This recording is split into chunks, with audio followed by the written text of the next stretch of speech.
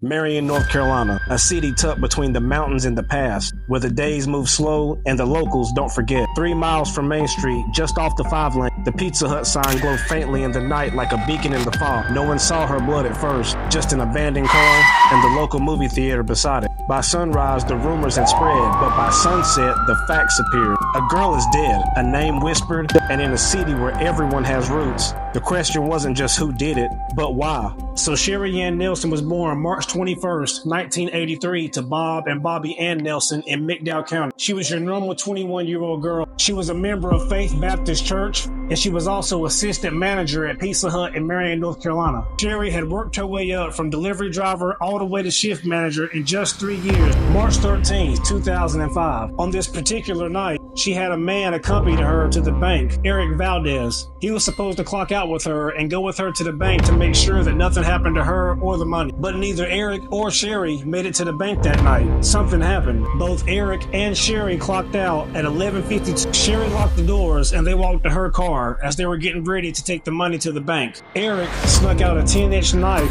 from the kitchen and took it to her car unbeknownst to her. They began to argue walking to her car and continued to argue once they both got inside of her car. Sherri then got in the back seat of her car. He grabbed his knife, walked around the car, went to the back seat, and started stabbing her. And he stabbed her over 30 times. Her feet and lower body were inside the back seat, and her head and upper torso were hanging on the pavement. Eric then grabbed the bank deposit, his knife, and made his getaway, dropping his Pizza Hut shirt on the ground somewhere after midnight. He ran to his girlfriend's house where he hid his bloody undershirt inside of her car inside of a plastic bag. He was arrested the next day, March 14th, 2005. The McDowell County grand jury indicted Eric on first-degree murder and robbery with a dangerous weapon. At the criminal session of McDowell County Superior Court, he was tried before a jury of his peers October 2nd, 2006.